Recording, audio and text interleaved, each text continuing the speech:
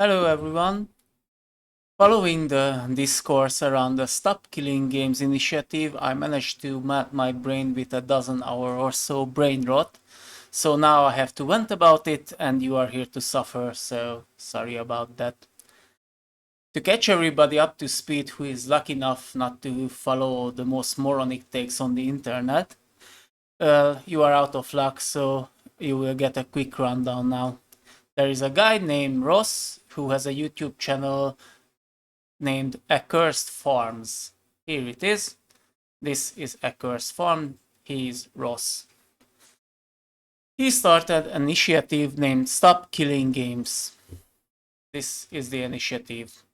This is the basic idea is to use the EU Citizen Initiative to force video game companies to provide a way to play their games after they stop supporting it. To be noted, I by and large agree with the desire here, so that's fine, I think. I think that's good. To achieve this, he needs to collect 1 million signature inside the EU. As you can see, he has already more than 800,000 of it. There is also another guy, a Twitch streamer named PirateSoftware, also named Thor. He makes long and small content about video games, and when he heard about it, he disliked this initiative and he dared to use profane language to express his displeasure on the internet. Shocking, I know. So don't worry, we will get through this together. He is also unique in a way that his ego is so big and he is always thinking that he is always right, and no other Twitch streamer or YouTuber does this, obviously. So now 70% of the videos I watched are mainly focusing on Thor being very bad at World of Warcraft, and since I personally fail to see how this 4D chess connection is with the Stop Killing Games, these will be ignored. I went through the Herculean task of actually opening the initiative and reading it, and by my estimation, with this I put more effort into this than all of our heroes combined. To start off, there is a shocking revelation here that I have to share with everyone. There is no dislike button on these signatures. You can only sign it or you don't. So far it collected 800,000, and I fail to see, if it doesn't reach 1 million, how is this Thorn's fault? Like Asmongold, Charlie, Mudahar, Gamers Nexus, Louis Rossman, like 50 other YouTubers, like you can search for it, made all of these are positive content about Stop Killing Games, literally all of them. If you cannot manage to get over, it has like over 20 million views combined. If you cannot manage to convert like 5% of this, then maybe you are bad at your job as an influencer. That's my only suggestion here. Sorry. So if I don't support Stop Killing Games, which if you fail to get it from my voice, I don't, then the best I can do is to tell you not to sign it, and that's it. I will even link it, the EU webpage, so you can check it for yourself and sign it if you want. I cannot unsign it for you. Now comes the part where we will go where no one has gone before and read the actual document. I will hold your hand, it's alright. This is the information from the European Commission about Stop Destroying Video Games. There is a disclaimer here, and here we have the objectives, where it talks about how companies selling customers video games that they will later take away and destroy.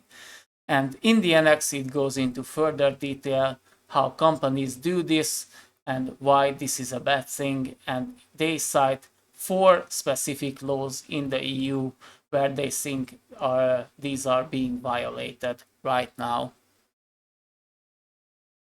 And that's the entire thing from beginning to end. This is all it has, and that's all it got. So,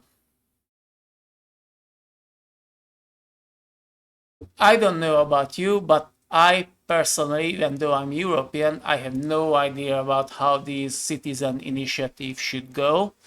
So it might be worth looking at other examples and see what they did. In the answered initiative, we can find examples of initiatives that reached the limit and already got a response from the Commission. I selected 3 so that we can check these out.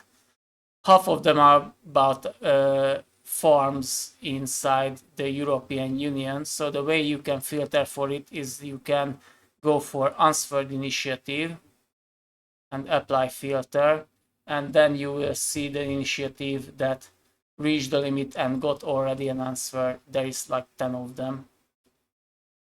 So I selected 3 out of these as good examples. So the first one will be one of us. I think this is important to note that anyone can do this initiative, and this is a very short one. It has an objective, a legal draft, which is for some reason in Italian, and a campaign website. That's it. So this, as far as I can tell, is an abortion and IVF ban Trojan horse that they want to push through the usual bullshit the same way they did it in the USA. So this isn't exactly a great thing to have here. And it only has an objective, a website, and that's it. And the Commission gave back a response to this, which is short and sweet, and pretty much tell them to get banned and fuck off. So what we can learn from this is the EU can tell you that they don't care if they don't feel like it. They are not obliged to do anything with your initiative. The second one is water and sanitation are human right. I support this initiative and it sounds good, and it already reached everything and got a response for this. The objectives are clearly stated here what they want the EU to do. They have 3 main objectives, and they have, most importantly, an annex PDF here.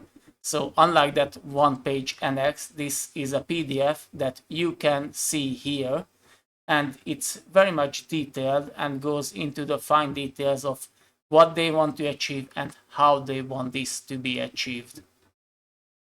They also have a website where you can follow everything about this initiative, and they state their goals clearly here and they show everything up to date. So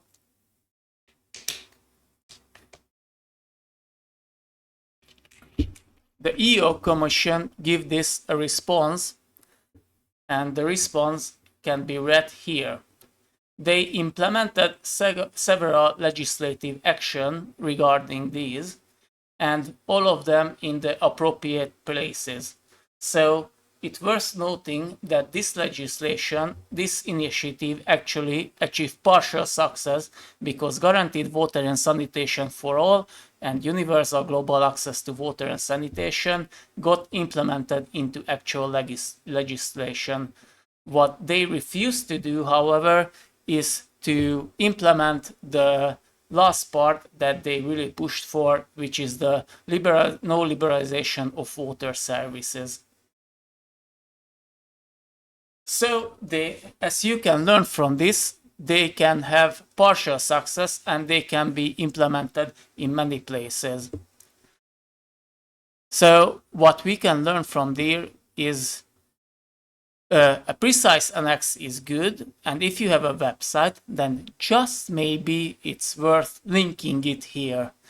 And maybe your website should have the same name as your initiative. For example, if your initiative is Stop Destroying Video Games and you forgot to link the website in here, then probably if you name your initiative Stop Killing Games, then the two are not the same thing, so it will be hard to find and won't be counted as part of the initiative. Sorry. So whatever you wrote here in this FAQ doesn't even matter if it's here or not, because it's not part of the initiative. Sorry, do a better job.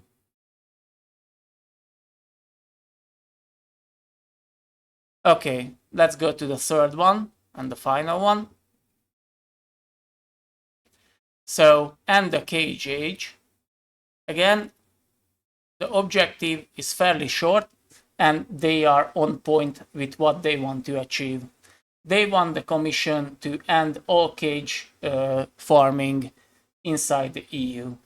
And they don't want to go actually, and they don't want to be vague about this. They straight up demand something and want to achieve this goal. They have also a web page that you can check out here, where you can follow their progress, and you can see that they actually successfully went through with this initiative, and as of 2003 they started to phase out all cage farming, hens, souls, skulls, whatever you can name here, it's here. And it should end by 2027, I guess, so it will be soon over as well.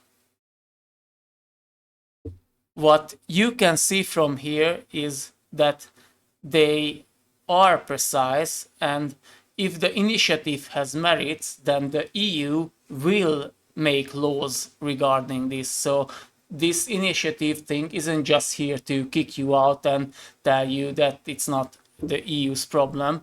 If your legislation has, your initiative has any merit, then the legislative will make appropriate laws regarding this. So that's the three I wanted to show you because I think they are worth looking into.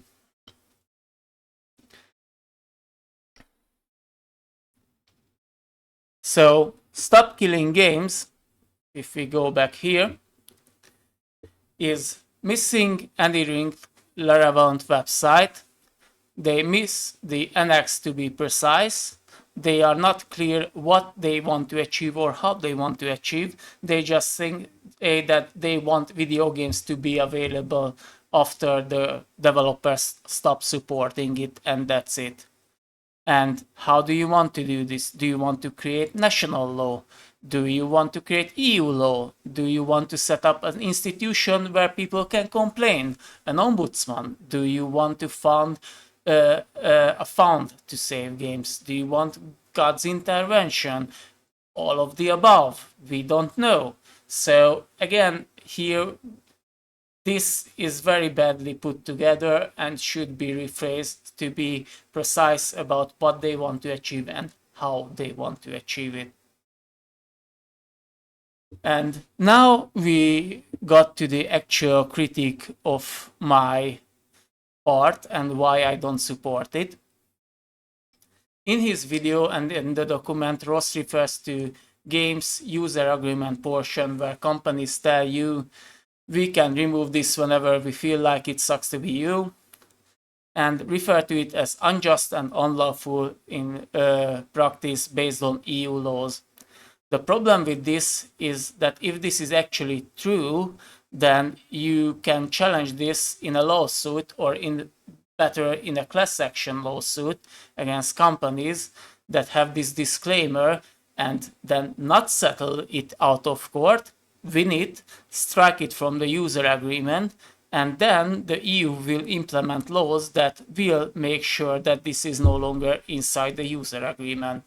Until you or somebody else does this, everyone reading this will conclude that we can terminate this whenever is actually a lawful and perfectly acceptable part of the lifetime of the product. If you don't like it, which I don't like it either, that doesn't mean it cannot be there. In the FAQ, they say that this is a legal gray area. So if you want to know, here is the FAQ that they have. And this is where they talk about legal gray area. But they don't make any effort even in here to show how is this a legal gray area. Was this ever challenged?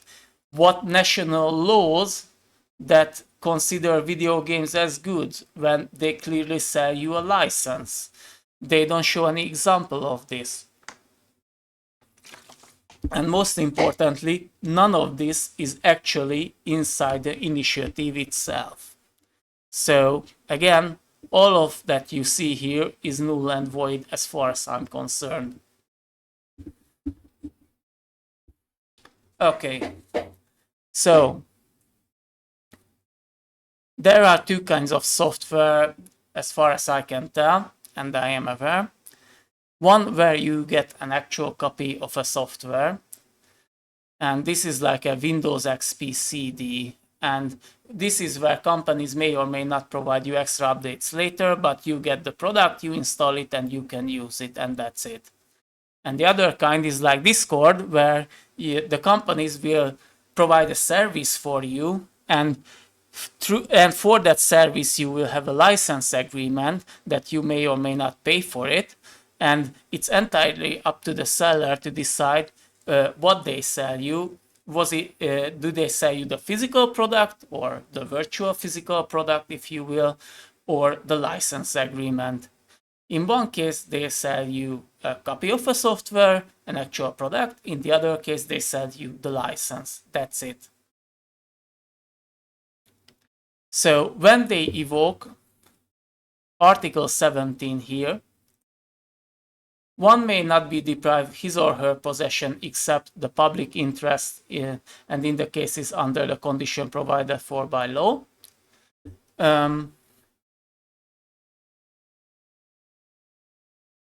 Even though most of these products that you buy explicitly state that you are buying a license and not a video game. So not only this allows companies to terminate this, but they can also tell you, like, you don't use it well, and they take it away from you. They have all the rights because it's a license that you got. So this part is simply not here, that they are allowed to sell and revoke license as they please right now, because again, this is refer to goods and not again, it doesn't refer to licenses. Sorry, but this part is not relevant. And if we go further down, Article 169, Article 12, and Article 114, then all of these, well, these two is very much a stretch to be even included, but this one refers to promote interest of customers to ensure high level of consumer protection, protect health, safety, and economic interest of customers. What you are arguing for is that a company selling you a license is against your economic interest, and you want the product instead. This is what you try to argue here, just that you get what your actual argument is. The reality is that this proposal wants to challenge licensing forever, because after this, what license would mean is after the license is over, the company who made the license had to rephrase the license into an actual product and sell you that product after the license is over. This is what you demand the companies to actually do. And you also forgot to link the relevant law seeking protection for the arts, because it talks about film, music, and arts, but doesn't actually show any laws regarding this. But let's just assume it's there. The problem with this is that the companies are technically the artists for the video game. Again, I don't personally like it, but that's how it is currently in law, and you cannot tell an artist how they or should they preserve their art. Famously, Banksy destroyed one of his art pieces after an auction. So if you manage to convince people that the companies are just the current holders of the art and not the actual artist, And then you can, for each individual game, you can probably argue that they are deserving national protection because they are so valuable.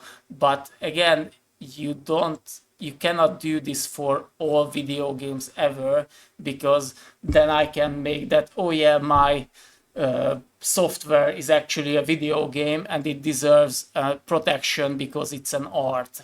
That's not how it goes. That won't hold up anywhere. The second, even biggest problem is how do you define what counts as a video game? Because where do you draw the line actually? Because video games are a media product, so they abide those media laws. They are software products, so they abide the software laws. And if they are online or have gambling or a store, then again, they have laws that they need to follow for those. But as far as I can tell, there is no legal definition of a video game. And what this means is that your interpretation of saving video games splits into two possibilities as far as I can tell. The first one is that you want to create a new legal definition of a video game inside the EU and force companies to mark their video game as such without any benefits and with the obligation to convert the license into a sold product after the license is over. And I guess you are just a silly little goose and you forgot to mention this small detail in here. The second and the most likely interpretation, how everyone will take this, is that there is no legal difference between video games and any other software. And you want to force every company ever that made a license to transfer that license into a product after the license is over. Do you think Siemens, Nokia, any other company might have a problem with this? So for example, if a telephone company provides a game where you can win a car by answering questions, do they need to transfer that into a product that you can use forever? Do you start to see the slight problems here? What happens if someone makes a video game inside someone else's software? For example, in Office 365, someone in Excel makes a video game. Do Microsoft need to product the availability for Excel forever for Microsoft so you can access this video game? Did you actually think this through? And the one demand that Stop Killing Games is to provide an end-of-life service for these video games, and Ross goes into great detail how he leaves this up to companies, but the actual method here are fairly limited and we can actually go through them. We can go through them all, and if they are all of them is not realistic, then you might have a problem in your hand. Couple of things. Most game software is not open source, so you don't personally actually know what they need and require from the server and from the client to actually run.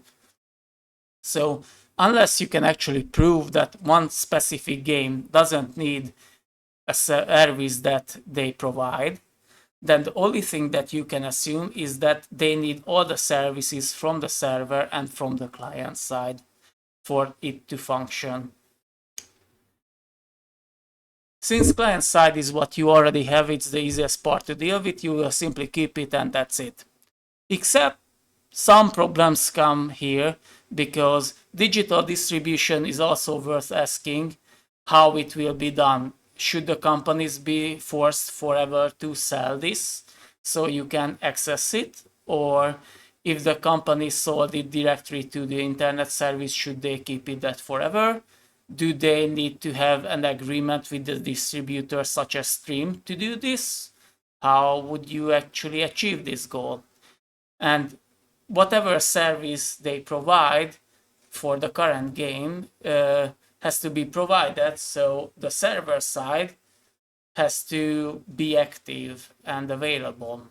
And for that, you have very limited options because A, you can force the company to keep the server running, or B, you can force the company to sell the actual property they hold to a third party, or C, you force the company to make service code and data open source for the public, or D, you force the company to share just the running version of the product with the public or with a third party without providing access to the code and the data.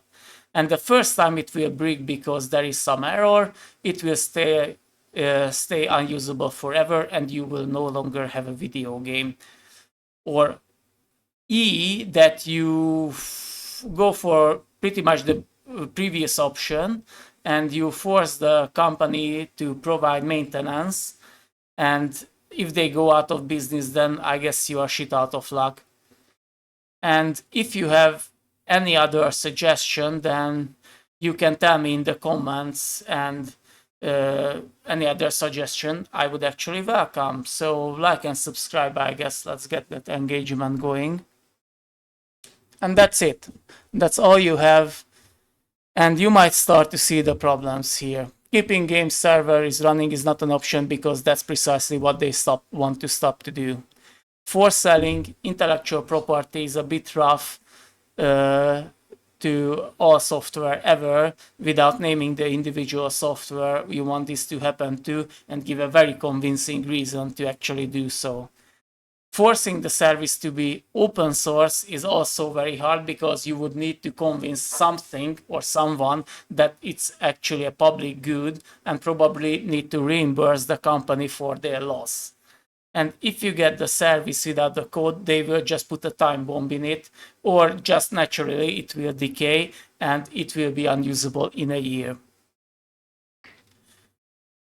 So when people criticize Thor for his take, I think his biggest flaw was that he was actually too charitable to this thing. He started to talk about how it should state single player games only, and how the single player should have these exclusions, and how you should think about how to achieve this actual goal.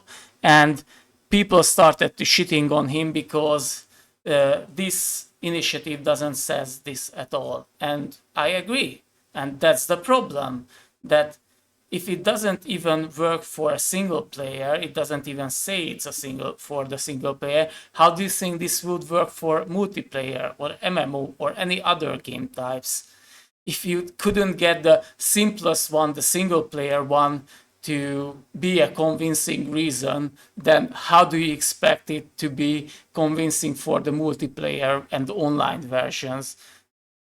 Again, Ross in his video references to his webpage FAQ all the time, but most of these are missing from the actual document, and what's actually in there is just a nice wish list, and they are not even linked here. So in short, I think this initiative is dead on arrival. Even if it gets the 1 million signature, it will go nowhere, but hey, I'm not your dad. The link is in the description. If you want to sign, feel free to do so. Now, hopefully you will know what's actually in it. Take care. Bye.